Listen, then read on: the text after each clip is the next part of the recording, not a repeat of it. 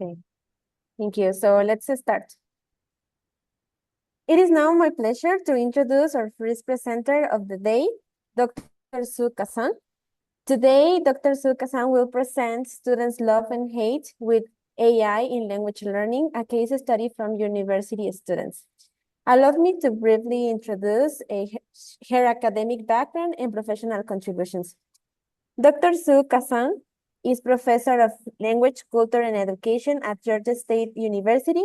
Her interdisciplinary scholarship focuses on bilingual and multilingual education, migration, identity, transnationalism, decoloniality, and cultural sustaining pedagogies. Through ethnographic and critical qualitative research, she explores how language, culture, race, borders, and power intersect within educational contexts, particularly among multilingual and Mexican origin communities in the United States and Mexico. She earned her PhD in curriculum and instruction with a specialization in cultural studies in education from the University of Texas, Austin. Through her academic career, Dr. Kazan has collaborated on international research and educational projects, including work in Mexico as a Fulbright Garcia Robles Scholar. Her publications have contributed significantly to the fields of bilingual education, multicultural education, curriculum studies, and language education. More recently, her research has also examined the implication of artificial intelligence and emerging technologies for multilingual and culturally diverse education spaces. So please join me in welcoming her with a warm round of applause. Hello, everybody. Thank you, Brisa, for that lovely You're welcome. introduction. It's very kind of you. It's such a pleasure to be here. I have been to the Universidad de Guanajuato many times. First, when I was chavita, cuando tenía como unos 20 años para el Festival Cervantino. Por supuesto, di mi vuelta para conocer esa universidad tan magnífica. And I have guest spoken at the Qualitative Studies and Research Conference that your university has hosted. And I'm just excited to get to be here. So thank you so much. I am just thrilled to get to do this work. So this research that I'm sharing with you today, there's so many things I can talk about, and I will have plenty of time, I hope, for questions and answers at the end. I know we're finishing at 3:45, but if you want to ask me about transnationalism, you're welcome to. I've done a lot of work with Doctora Iracema Mora Pablo for many years, so yeah. But anyway, I wanted to talk to you about AI and my relationship and connections to it. So I don't come from the world of technology education or technology or computer science and education at all. I did realize in November 2022, when ChatGPT 3 was released, that things were going to change dramatically in education. So I've trained up. So what I'm trying to tell you all as educators yourselves is that sometimes you have to shift with the times, or not everybody has to do all the shifting, but sometimes there's like the right move. So I did a lot of training. I took some courses through the International Society for Technology and Education. And then with them, they're the lead organization of like guidance on technology in kindergarten through 12th grade education in the US. Then I became a fellow for a year with them, which I don't think I shared that information with you all for my biography. But spending a year as a fellow, and there were only 3 of us throughout the United States, so you had to apply to become one, really enhanced my skill set. And so I don't just know how to use the tools, but I have a bunch of knowledge about thinking about the ethical implications. And I'm sure everybody on this call is aware that there's a lot of problems with artificial intelligence. So I just wanted to give you a little more background, like what is this language professor doing in the world of artificial intelligence? I just realized it was going to make a big sea change shift. So, Brees, I can see you in my screen. Am I speaking too quickly? I don't think I am. I know these are all okay. But I also want to be sensitive to everybody's needs and make sure everybody gets what they need. Okay, so, this is This is research about how people love and hate AI. And this is actually based on a paper that's under review called Scaffolding Without the Scaffolder, which relates to Lev Vygotsky's work. And I'll talk about that in a minute. And this is the title of the paper, Students' Complex Levels of Comfort with AI Support in University Language Instruction. And this is co-written, and I always like to make sure that I give credit where it's due, with my peers, Unxin Wang, who is a doctoral student of mine, and Dr. Kathleen Takalaski. So much gratitude to them. And we can go to the next slide. Okay, so I will discuss these 5 different areas with you, why the research matters for you. We'll talk a little bit about the theory. I won't go on too much because you're quite likely familiar with Vygotsky, his zone of proximal development and the idea of scaffolding. Then I will go a little deeper into the before the findings, the methodology, and then the findings. And then we'll talk about implications for your teaching and have you get into some small groups. And we'll have interactive question and discussion. So our next slide, I have a little quiz for you. And I'm very curious to see what your responses are. You can use either I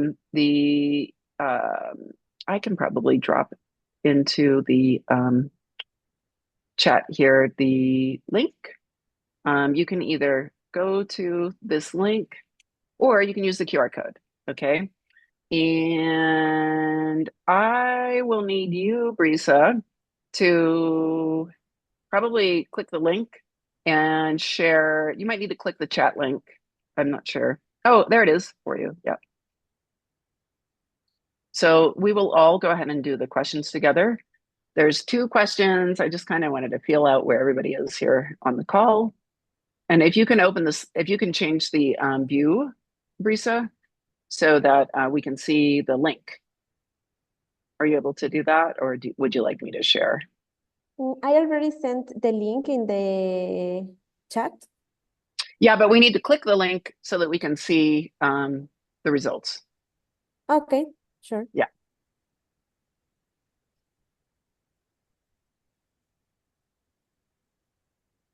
And it might force you to take the quiz, which that's No, just okay. don't All worry. right.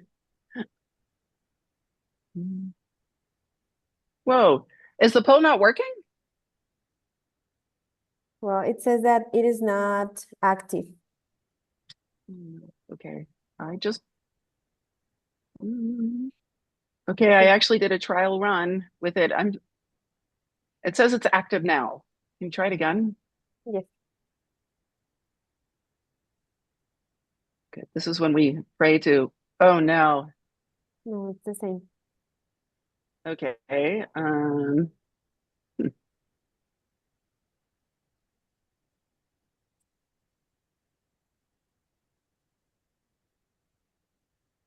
Okay. Well, best laid plans, as we say. There's another idiom for you if you don't know it. The best laid plans of mice and men. I'm so sorry. So we'll just go back to the presentation, and yeah, okay. So what we can do is just use the chat.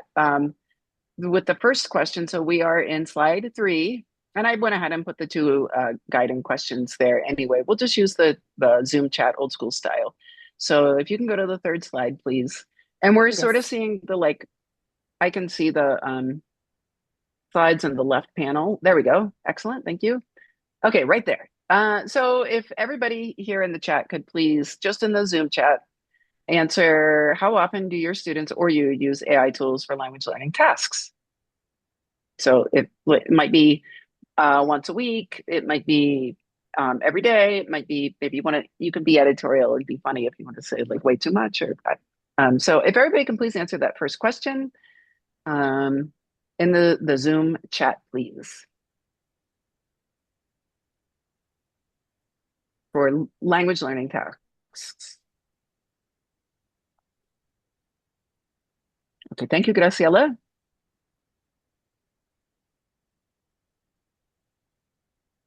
Okay, some of you do lesson plans with it. Me too. I don't write the whole plan. I just I use it as a thought partner. So I'm gonna write that term in the chat for you. I don't know if you're familiar with that idea.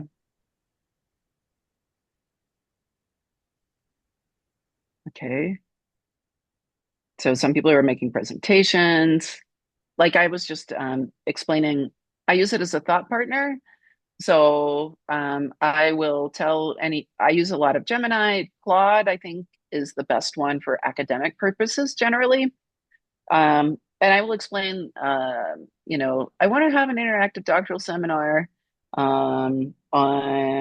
we read a book by John Warner on AI and writing actually this last semester, which I highly recommend actually. And he's very against it. And it's really about writing in English. Um, but I will tell it like I want it to be interactive, and we read chapters 1 through 5 for class. Uh, and my objectives are these 3 objectives, and then what might be some good activities, and then it'll give me some ideas, and then I'll say, well, I don't think the 4th activity is going to work at all. I think that's really insulting to them, or and so on, right? And so then I'm able to like think along with chat instead of chat GPT, or in this case usually Claude. Okay, so great. Let's look at the second question. How concerned are you about AI and teaching language? So very broadly, you all, or almost all of you, from what I understand, are going to be language teachers. So how concerned are you about AI and teaching language? If you could very quickly, please answer in the chat, I will be grateful. And that will help me think about the conversation we're having today. So how concerned are you of the second question about AI and teaching language? I was at a language institute in Cuernavaca where they told me that they're getting fewer students for online classes because they get the idea that probably potential students are using more AI. Okay, so I'm looking at the responses.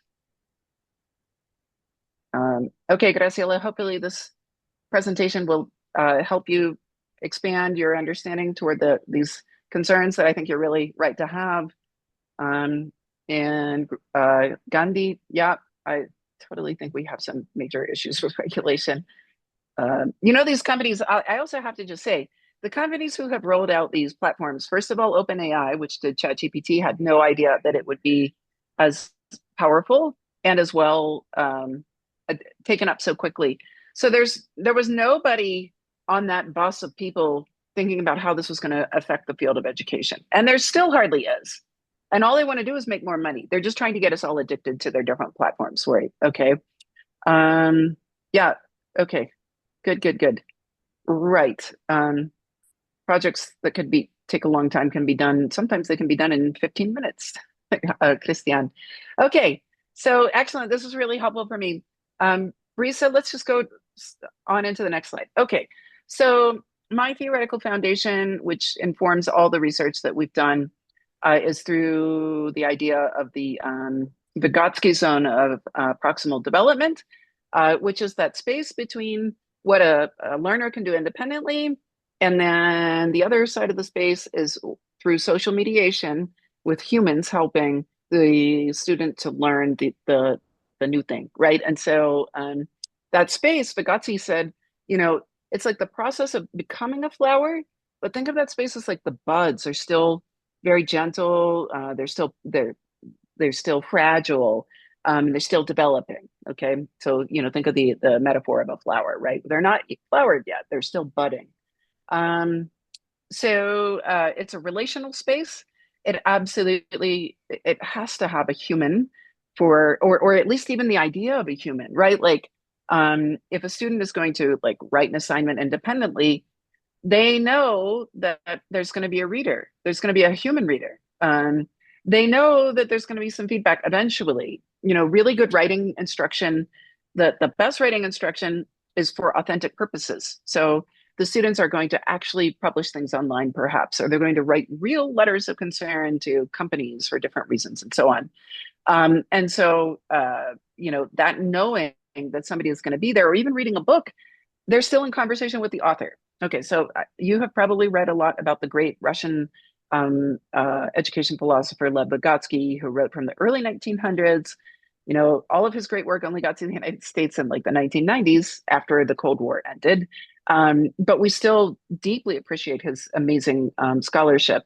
So, uh, in terms of the idea of scaffolding, there are these three concepts here. Vygotsky didn't write specifically about scaffolding, but this concept completely adheres to his philosophy. And scaffolding, if you think of like a building, when you're building the building, you've got the metal scaffolds on the outside of the building so that you can keep building it up. That's the scaffolding. And then when you're done, you can take the scaffolding away. So this is what a learner does. Once they've mastered a concept, they don't need another human intervening with their learning the concept because they've mastered it. So there's adaptivity. The teacher adjusts the support to learner's level. They eventually pull the scaffolding off through fading. And then the transfer, where the student has the responsibility of the new skills and knowledge acquired. We have the research that we did was conducted in fall of 2025. And now I'm going to go ahead and tell you about the research. And so we'll put together the theoretical framework with the research in a minute, is about what are the students' perceptions of AI and learning writing in a second language, okay? So, what this research is going to show is kind of, what's actually lost, how do the learners experience the absence? Because if you're using AI, then there's not a human mediating. You understand what I'm saying, right? Like I'm stating the obvious, but sometimes it needs to be said just so that we're clear on what we're thinking about. So there were 69 undergraduate students at a small liberal arts private college in the northeastern United States. These were 3 beginning level courses, much like what you all already are or will be teaching, a lot of beginning level stuff. Again, like I said, it was fall of 2025. And we can go ahead to the next slide. So again, the research question was, how do these university language students perceive and engage their use of Gen AI in writing assignments as they were learning Spanish? We had several sets of data. We did a survey initially in the semester. It was a digital survey where we looked at kind of, what are their perceptions about AI? How much have they actually used it? Do they want to use it? And so actually only about half of the students had used AI for learning a language at all, of the 69 students.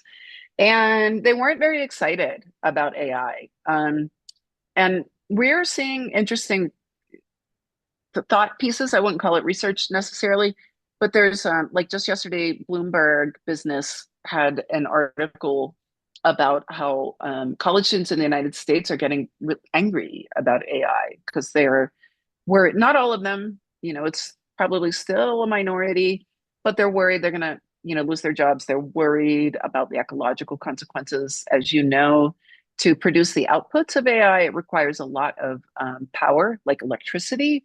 And the electricity and the data centers have to be cooled with water. So we have communities here in the United States, just as I'm sure you do in Mexico and certainly throughout Latin America, I mean, throughout the whole world, where people are losing access to their water to be able to do this. So, we saw that there wasn't like wild enthusiasm for sure. And unlike kind of, if you read what Google wants you to believe about AI, like everybody's just going to adopt this technology and the world is going to be like pink unicorns and purple elephants and everything's going to be great. So that's just some of the background of what we found from the survey data. 58% of the students had already studied Spanish to some extent. Most of the students were they were 18, 19, 20, 21, and 22. The vast majority were between 18 and 20. And so we did the survey, but most importantly for the data, what we did is we did 2 different writing assignments. And I was not one of the instructors. The third author was the instructor. And the writing assignments were very common kinds of the way that we teach world language or second language in the United States at the university level, like reflective papers where you reflect on like how you feel about a certain character or maybe a political figure, or about your own life. And most of the topics were actually about your own life. Topics ranged from things like, tell me about a day in your life, to what would it be like to live a day in Chile, or what would it be like to live a day in Guatemala? So the students had to write by themselves independently. They wrote a paragraph in Spanish. There was no AI allowed, and then the professor marked the errors and gave feedback. The second phase, they had to consult any generator they wanted. That could be ChatGPT, Claude AI, Perplexity, and so on. And all these tools, of course, were available freely. We didn't want students paying for anything yet. And so they submitted their paragraph, or some were multiple paragraphs to an AI tool, and they got corrections and feedback. And then in the final phase, they had to actually they had to turn in a comparison. And so we wondered, just like you're probably already thinking, but did they cheat? Even on the first paragraph. So we asked them that anonymously, and they swore up and down they did not cheat on the first piece of writing they did. And they actually, for our raw data, we have all the writing they did. And having been a Spanish and an English instructor, it looks like they really did it themselves, because it's just full of so many of those kind of typical mistakes. Okay, so we'll go to our next slide, please. So we're going to go ahead and discuss the findings again through this lens of sociocultural theory, Lev Vygotsky, and the zone of proximal development. This idea that we need a human to learn, because we thought, well, maybe we don't need a human. And frankly, we were cautiously optimistic that the generators would provide a kind of a cool scaffold. So almost all of the students, all the 69 of them, first they said, we want to write so that we can learn. And only after we do our first version of the writing, then do we want to consult AI. So they didn't use this language. Well, some of them did say, AI is a good corrector. But they didn't say it's not a scaffolder, because they're, not education theorists. They're undergraduate students in the United States. They all agreed they wanted to write their own first draft, and they wanted to have a human instructor. They said this out very explicitly, and not every single one of them, but many of them said, we really need a human to teach the language. So there might be cause for hope, okay, on this conversation today. And I'll show you a couple of quotes on our next slide. Brisa, I don't know if you're struggling there to get, okay. Thank you. So these are, de-identified participants. I think AI would be more helpful for little mistakes or simple questions instead of using this to full on learn how to write Spanish. So they were convinced that this was not good to learn Spanish. And then some of them said, if a mix of both an instructor and AI is used, it will help the student to obtain a better understanding of how to write and eventually speak in Spanish. So some of them said, well, maybe there could be some help, right? But really, they saw it almost completely for the purpose of just correction. And correction really probably doesn't have to be human, like you're already in that zone of proximal development from what the instructor has taught you about how to engage the language, where if you see that you didn't use the subjunctive and you needed to have used the subjunctive. Oh yeah, I remember, it's for these conditioned states, and so on. So let's go to our next slide, our second finding. The proficiency gap problem. Okay, so what the students realized was that AI generations were often way more advanced than what the students were capable of. And sometimes they couldn't even understand very well what the generator gave them. So they gave them their original paragraph, put it in the generator and said, fix it. And then the paragraph, spits out, this other thing. And the students got confused. Okay, as educators, I'm sure I won't have to explain this, the last thing we want to do is have our students, all of them, be confused by something, right? We know how badly that goes, right? We've all accidentally taught something and like, oops, they're all looking at me cross-eyed because they don't understand what I've asked them to do. And then we have to fix it, right? But if we're not there and the student is just with a generator and they're not very strong yet in Spanish, of course they're going to be confused, right? So, I mean, like in hindsight, I say these things as the researcher and think, oh, that all makes sense. But we don't know until we have them practice it, right? So, as it says here on the slide, without knowing the language, you can't judge the AI's accuracy. And one thing that's kind of interesting is I think a lot of our participants had a lot of aha moments of like, oh my God, like I'm really not learning if I use this thing. So I actually think that generative AI can be a strong tool in the language education space for people to understand how messed up it's going to make their brains. Like one of you said thoughtfully here in the chat, I'm worried people can't do problem solving anymore. That's right. And what's cool about this, and I encourage you to think about maybe doing a similar kind of activity, is helping students realize, wow, I'm missing the chance to really learn. And well, I guess it's going to be the third finding. I'll hold my thunder. So we'll look at a couple of quotes on this proficiency gap between the AI knows too much and the student isn't there, right? And so it's not even a zone of proximal development. It's like a zone of no development possible. So we'll go to the next slide, please. Okay. So, the student says, the AI's paragraph is more formal and uses higher level words than what I have learned. Because of the higher level language that is used, it's hard for me to understand what it's even saying. Okay. And so, it reveals that scaffolding requires knowing the learner's current level, being able to adjust, right? Like we always do as good language teachers to the lexicon of the students, and then looking to make sure the meaning lines up. The Gen AI kind of gave one size fits all output, far too advanced grammar and vocabulary, and it changed the student's meaning sometimes, which we'll see here in our third and final finding. If you go to the next slide, please, Brisa. Oops. Hold on. Number 10. Okay, is that one? The spooky peel. Yes, thank you. Like it disappeared. Okay, so this is the final finding. We're calling it the spooky peeling. Spooky like Halloween, or like La Llorona might be spooky. That like kind of scary, strange, like you don't know what's going on feeling. 40% of the students said they felt very, very frustrated at some point. You know, they thought they would get a responsive partner, but then they had outputs changed in really weird ways sometimes. And sometimes the misalignment were not just errors. There was a loss of the self of the writer in the process. So we'll go and I'll show you some quotes on slide 11. The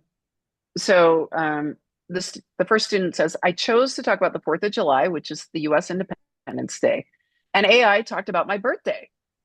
There were quite a few errors. It picks up that aren't errors. I realize sometimes I forgot to conjugate as I am writing because I get engrossed in the rest of the sentence. So, there's some metacognition of like, well, where am I making mistakes? But then also, importantly, like, what the heck?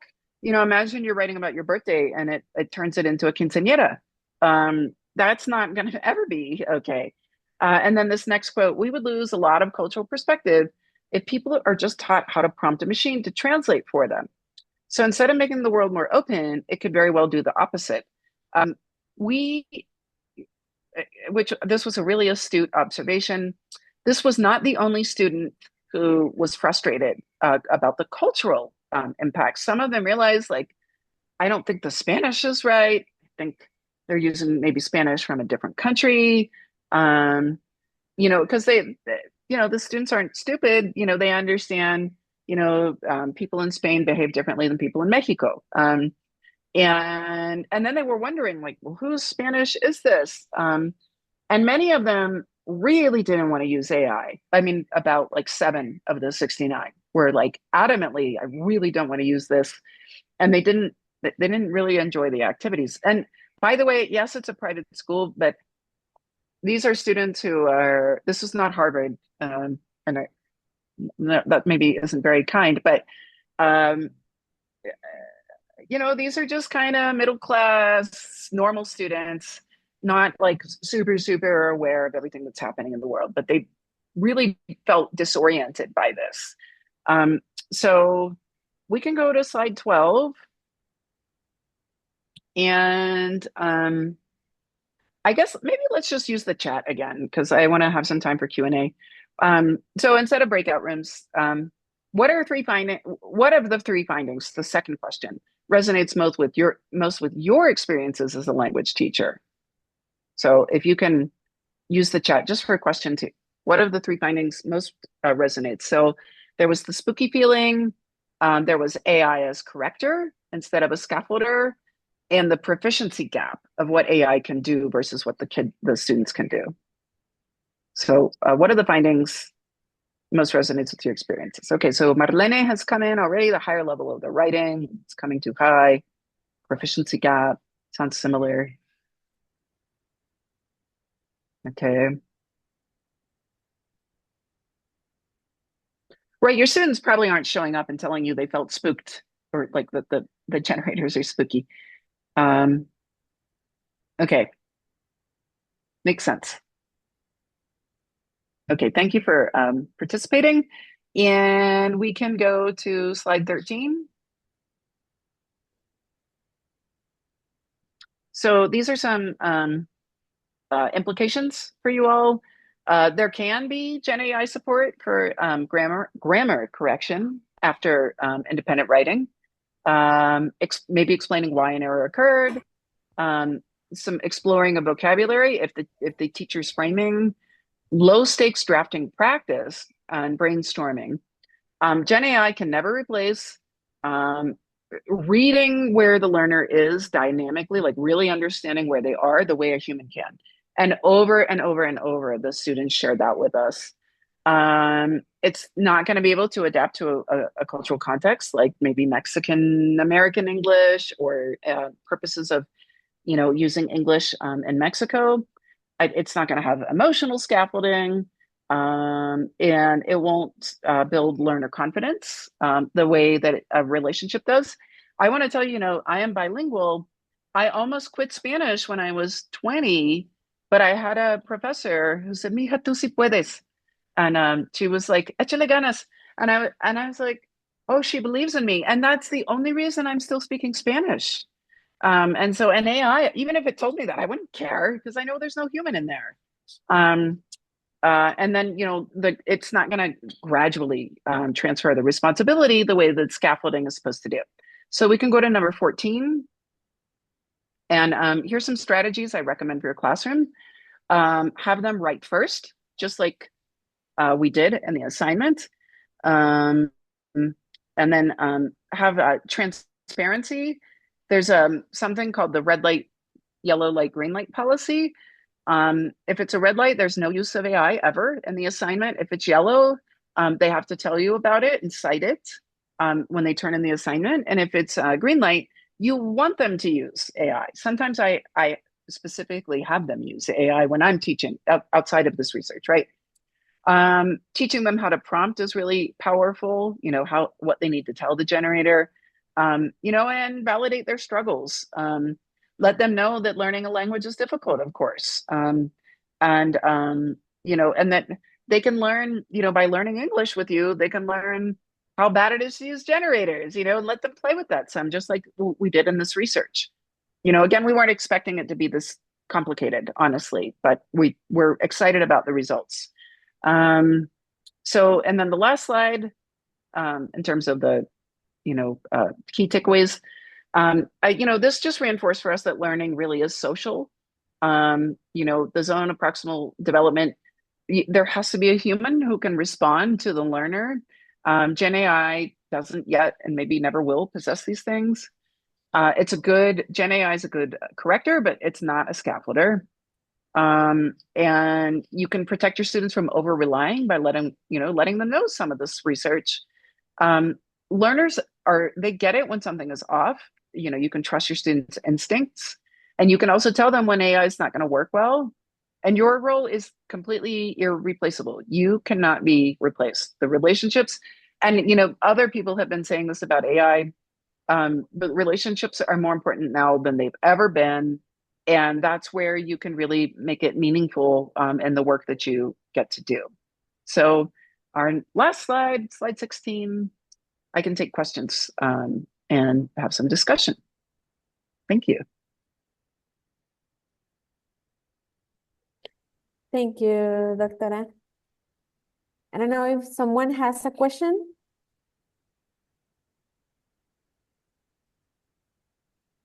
Carla, do you have a question?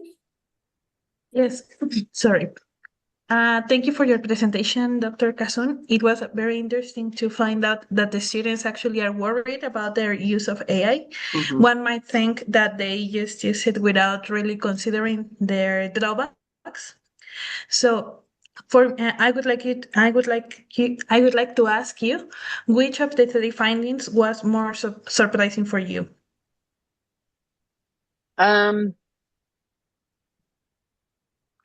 Thanks for that question. We were surprised to see how frustrated they were. Maybe the spooky feeling. I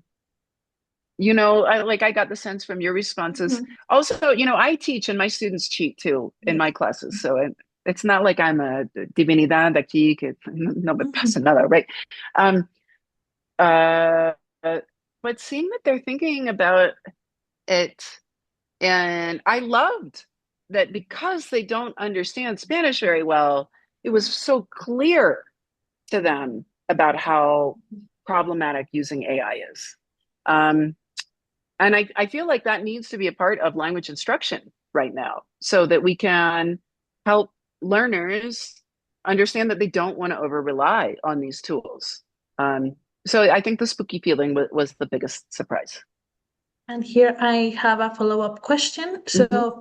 do you consider it will be useful that first we as teachers learn how to use these tools so then we can transmit those same tools to our students? Because, for instance, I was a student of the BA of English teaching at the Universidad de Guanajuato, and back then we had the subject of tecnología educativa, and Mm-hmm. it was mostly about creating online spaces, like how to use different platforms to set up online classes. But now I think it will be interesting to add also to be part of the curriculum to how to use AI as teachers and as students. So do you think this could be useful for our students as well? Yes, I am convinced that we are all going to have to learn AI literacy, which also means understanding the ethical implications. There's only so much time, but the training data that the generators have been built on is misaligned with reality. It's much more US centric and English centric. For example, in Europe, people get frustrated with the output. Some European countries the people who use the generators say, "Oh, this is too polite." It's more kind of like modeling the level of politeness in the United States. On the other hand, maybe for a Mexican, it's not polite enough, right? We know Mexicans tend to be more polite, generally speaking, right? I know not everybody's the same than people in the United States. So understanding that, but like more importantly, racialization. I've done a lot of work with Totonaco people, and here in Mexico and the state of Veracruz mostly, and I keep looking at like if I ask a generator to give me an image of a Totonaca woman, it doesn't do it very well, and it's getting kind of better, but like, as you are probably aware, Carla, young kids will ask Google all kinds of questions, and now it gives an AI answer, and the kids think it's true. I have a 12-year-old son, and even though his mom does this kind of work, he still thinks that Google is just giving him the truth through the AI generated answer. So unfortunately, I think, are now going to all be burdened, whether we want to or not, to have to understand AI literacy and also some of the tools, so they're two different things, which is a really important distinction. It's one thing to be a master who can like get cool lesson plans generated. But we need to understand, like, for example, this is something I've actually done in research. Build a lesson plan about the Muskogee people for third graders in the state of Georgia, which is where I live and work. And the plans are really crap. They're very tokenistic. They make all Indigenous people look the same. And I can, like I tried to do like with, I'm like, here's another example. I had colleagues in Lebanon and Palestinian territory, and we all said Okay. like, actually, we did this with Doctora Iresa Mora Pablo, and Yes. she did it in Mexico, and I did it in the United States. Like, give an image of Palestinian school children, and like my image was really stupid in the U.S., but the one in Lebanon looked realistic, and the one in Mexico looked more realistic than mine. It just was Mhm. like, why are these generations coming out different? And are they like there's a lot of problems, right? So and you're well aware in the United States we have a bunch of racism, and there's a lot of racism against Mexicans. Like, people in Mexico look using generators need to understand that there's going to be messed up outputs related to Mexico, also, for example. So we have to be able to do both. Also, here's just another little problem. There's research that shows if you're doing lesson plan generation, because of the yucky bad old days of teaching, lesson plan generation tends to be more teacher centered than student centered. Right now, if I don't tell you that, we wouldn't know that, and that's like I said, well, OpenAI and Google and all these companies, they're just hungry for money. They're Mhm. not doing the research on what these generators are doing. They're not throwing algorithms in to fix lesson plan generation. So there's there's the AI literacy and then the understanding the tools, and we have to do both. Yes, thank you so much for that very insightful answer. Actually, I have been commenting this with Dr. Mora as well, because in one of our classes, we talked about how the use of AI is impacting research. And she Yeah. mentioned your example about how the picture that you got from, Oh, yeah, and now I think it's clear how important is to be aware of these differences that we receive depending on the language that we use to ask for to in our prompts to ask something in the AI mhm. and the cultural differences that also hold this back down, like for instance what you mentioned about racism, marginalization, and discrimination. Thank you so Mhm. much for your answers, Dr. Kasun. It was very interesting. Thank you, Carla. Thanks, Carla, for your questions and comments. Marlene, I don't know if you want something to share or if anybody has another question. Well, so I'm going to ask you something. Well, there is a comment here in the chat. It says, we need to do more contrastive analysis between AI and human-generated tasks in class. Thanks. And we have a participation from Christian Camilo. So go ahead. Yes, hi everyone. Hi, Sue. Hello. First of all, thank you so much for that presentation. It really means a lot, the whole work you are doing. Also, because we need to reflect about the things that are happening with AI and what we are doing in our currently life, especially in pedagogy. Uh, it's not a question, but it's like a reflection of everything and saying that, as it was mentioned before, we need to understand that unfortunately AI, it's very diverse depending of the language, depending of the geolocation of each of the AIs we use. And sometimes what it really impressed me the most was the reflection of the spooky part you mentioned, Yeah. because we sometimes forget the perspective and perceptions of students related to AI. And for me was so interesting to see that they are against it. Uh, because in Colombia, we are doing some of the same things related to how AI is used in the different classes and how students perceive it. And normally they tend to say, I prefer doing my assignment with AI because it's easier, because it reduces time. But at the same time, teachers are trying to battle against that thought and belief that AI is the only way to learn. So, for example, with a colleague of mine, I was talking about that he was using writing as a mean of returning back to that way of writing with free speech and understanding how students can create different writing pieces like poems, literature. And I think that the thing you are doing also help not the language classes, but also social studies, also chemistry, physics, because they promote that critical thinking of students without asking AI to make them, for example, the equations or doing something that they can actually do.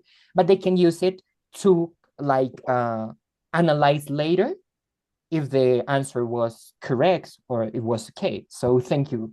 Thank you. It really means a lot what you are doing. You're welcome, Christian. I think that's one of the more positive uses of AI is to have people look at their work. And then, like I said, like a thought partner, if students have to do a creative activity, they can start brainstorming and then start, pitching it through prompts and, see what it might also suggest. I will tell you that my teaching is better when I use generators to help me thought partner. So it's not the complete devil, though I do wonder, like, how much power am I using? Thank you for that contribution, Christian. It goes, beyond just language learning for sure. Thanks, Christian, and thanks, Dr. Kasun, for your answer. Does someone has another question or comment? Okay, I have a comment for you. I think that there is also a need of teacher training regarding the use of artificial intelligence. And I'm talking because of the context where I used to work. I work in a school where we use iPads, and our students have this access to use AI when doing the activities. However, I have noticed that most of my colleagues, they don't know how artificial intelligence work. And some of them don't know even that students are using artificial intelligence. And well, I have noticed that they use artificial intelligence because I use artificial intelligence. So that's how I realized that, okay, you are right, you are doing this task, but it's completely done with artificial intelligence. So that's not the purpose. If you are going to use it, okay, let's teach you how to use it. But the problem is that, for example, in some schools, especially where I work, most of the teachers, they don't know how to use it, and they don't know how students are using it. So I think that there is a problem because we are making our students lazy. They don't want to work. We give them a task and they just copy what you are asking for, and they ask AI, ChatGPT or Gemini to do the activity. And well, I think that there is a bit of opportunity for schools or also teacher trainers to think about this and start like implementing maybe courses or workshops in order to make them more aware of what's going on with the use of AI, because well, nowadays students use AI for everything. So I think that's important. I completely agree. Actually, I don't work for ISTE or anything, but I'm sharing a flyer here on the chat for teacher training for like future teachers. I think that they will give free access to 5 modules. In my department, in the College of Education at Georgia State University, we are going to have every single pre-service teacher do these modules, including our world language teachers. And a lot of people throughout the country are starting to include this kind of training. We're at the front of it at my university. This isn't totally normal in the United States. but it will be, and it's going to have to be. And I also want to add, AI is going to force us to think about our pedagogy, and we're absolutely going to be forced to make our teaching more relevant to the lives of our students. I don't exactly know the answer for English. But I mean, I guess really connecting to where English matters to kids, of course, through media, digital media, social media, but the global world that we live in, and what kind of role, they're going to have in that global world. Uh, and English is going to flatten a lot of languages. And I mean, already like these students in this research that I just presented understood that they weren't getting kind of the right cultural cues. I have another piece about how kids, how young people at the university used AI to do kind of creative engagements where they thought about some Latin American short stories and tried to write picture books using AI image generation. And they realized that the generators didn't understand Argentina, like they had pictures of like men with massive mustaches and vacuum cleaners. Like all these things were so weird, in the way that they presented culturally. So, we are going to have Brisa, much better teaching, and the curriculum, the content of what we teach is going to have to shift dramatically. Yes, and make teachers like more open mind regarding this aspect, because I have met some teachers that are very young, and they are against the use of the AI. And I think it's not a bad thing, but if you know how to use it and if you allow your students to use properly, as you mentioned in your presentation. We also have a comment here. It says, it's from Laura Trujillo. It says, thank you very much, Doctora. That's a very interesting project. I have loved to replicate it here in Universidad Surcolombiana, Neiva Huila in Colombia. Hopefully we can get in contact with you to see if you can work on something together. Okay, and well. Yeah, Laura, that sounds fantastic. There is my email right there. You're welcome to reach out, and we can share the work that we did. We will be presenting this research at the American Council on Foreign Language Teaching and Learning at San Antonio. I don't know, that probably is not where Dr. Garcia Ponce goes, but we'll be there presenting, this information.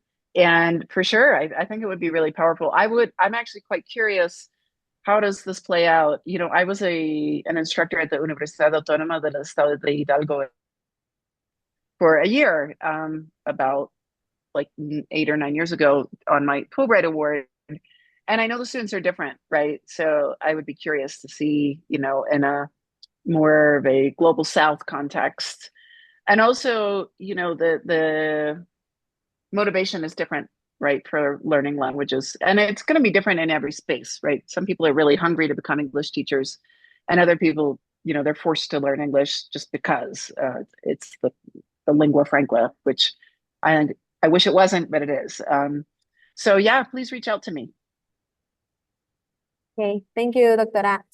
Is there any comment that someone wants to do? No, I think no. So I want to thank you, Dr. Kasun. It was a very interesting presentation. And I know, or I think that it's a topic that every teacher must know about it nowadays. And we have just one last comment from Doctora Graciela Arismendi. They are telling you thank you so much. And also from Itzel, Martin, and Carla. So thank you very much. And I think now we are going to take a break of 15 minutes. Well, it's going to be 20 minutes. So we are going to come back at 4:15. Yes, before we go, can we have a picture together? So I'm going to take a screenshot. So could you please open your cameras, and I'm going to take 1 or 2 screenshots. Just keep this as a memory.